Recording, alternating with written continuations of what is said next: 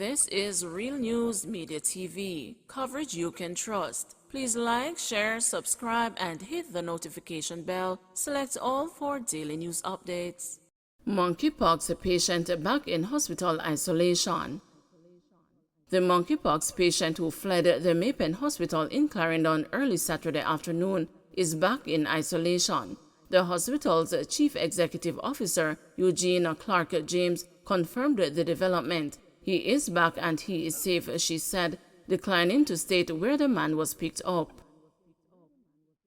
Spanish Town vendors lament garbage-filled streets and stagnant drains.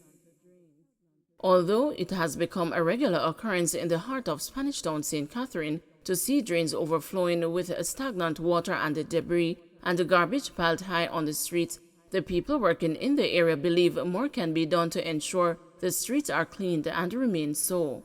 One bus conductor told the news that his message to the mayor of Spanish Town, Norman Scott, is to do better.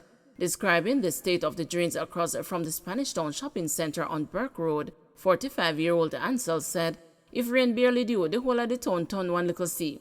And many years now the drains stay so. All the mayor come and look pan it and nothing no done to it. A whole heap of germs and mosquito in it. It stay bad man, yeah, so very difficult," he said. Acknowledging that the people in the area can also do better as they add to the garbage in the drains and on the streets, Ansel said he is very nervous about an impending hurricane since the country is currently in the hurricane season. Echoing Ansel's statement, another bus conductor, Kemar, 37, said after it rains, the street is soggy. "A long time here, so stay so. If it do clean, it full up back. Them need to do something about it because the water settlement no look good. And the mosquito them too," Kemar said. Shifting focus to the plies of garbage on the streets, Shernet, a 37-year-old vendor who works in front of the shopping center, said she, along with other vendors, have to ensure that the garbage bins in front of the shopping center do not overflow. Like this now, she began pointing to a bin that is filled with garbage.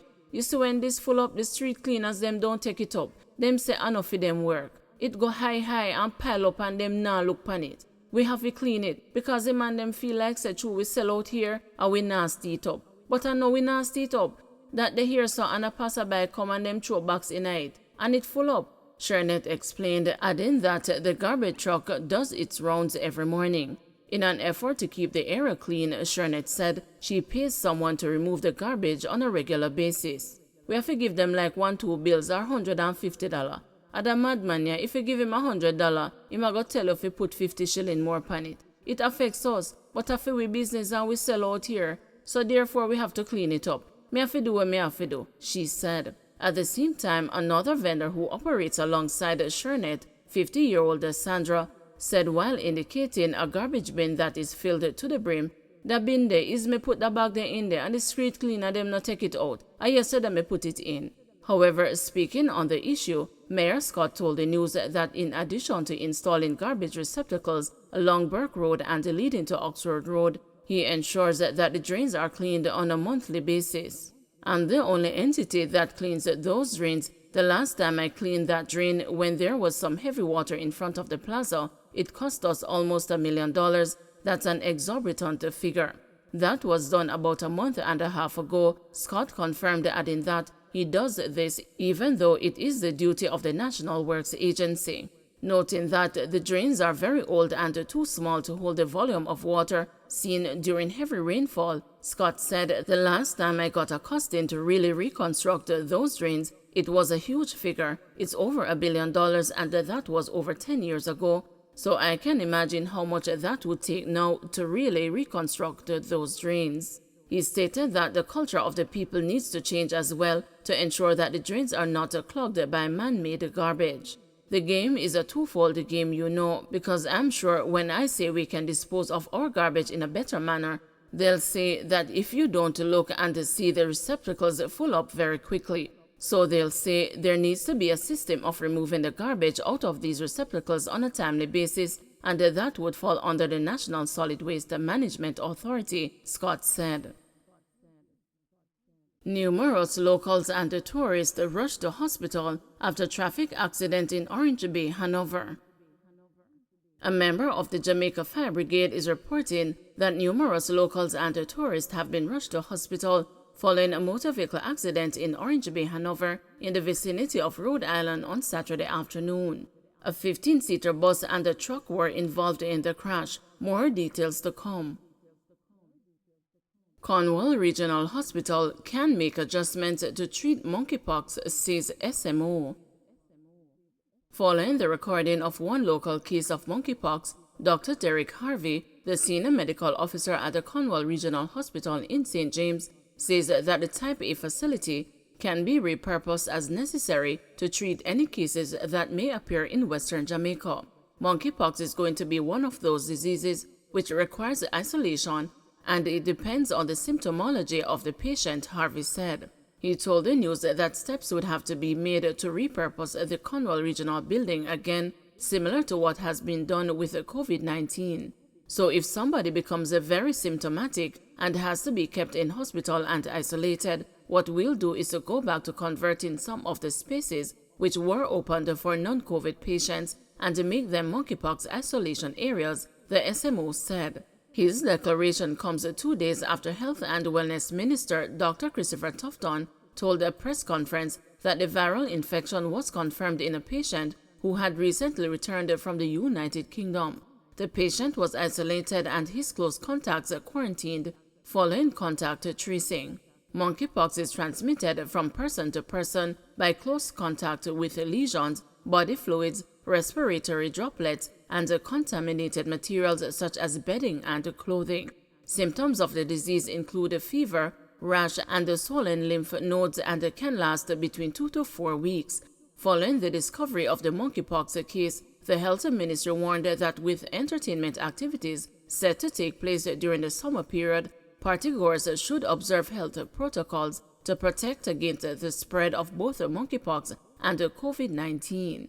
The Cornwall Regional Hospital, which is Western Jamaica's only Type A medical facility with 383 available bed spaces, has been undergoing rehabilitation work to correct a noxious fumes issue which resulted in several of its departments being relocated in 2017. Some of the hospital's bed spaces are currently housed at the Falmouth Public Hospital in neighboring Trelawney. The hospital's capacity to treat monkeypox, if any such cases should be found in Western Jamaica, may be easier due to the lowered number of COVID-19 patients who are currently on the hospital's ward. At present, there are 6 COVID-19 patients in-house at the Cornwall Regional Hospital, a significant reduction from the 18 who were there last year, May. Music producer booked for shotgun allegedly found in his living room. 44-year-old O'Neill Russell, otherwise called Racecourse, a music producer of Cornpeace District, Hayes in Clarendon, was charged following the seizure of a firearm and several rounds of ammunition in his community on Monday, July 4. Reports from the Mapen police are that about 5:30 a.m., law enforcers carried out an operation in the area, during which a premises was searched and the weapon, a shotgun along with 8 12-gauge cartridges, was found inside the living room. Russell was subsequently arrested and the firearm seized. He was charged on Tuesday, July 5, with illegal possession of firearm and illegal possession of ammunition after a question and answer session. His court date is being finalized. Grandmother of a woman who faked her kidnapping said she was properly raised. The grandmother of Shamika Miller, the St. Andrew woman who was arrested and charged on Tuesday for faking her kidnapping, said she feels embarrassed by her actions. Miller, 27, was charged with extortion and creating public mischief by investigators at the Counter-Terrorism and Organized Crime Branch. She reportedly conspired with accomplices on Monday to state she was kidnapped and that her holders were demanding $1 million ransom. She also allegedly sent videos to her family with a man pointing a gun at her. The former customer service representative later stated that she was released on Spanish Town Road when the demands were not met. She was arrested and charged after investigations proved her claims were false.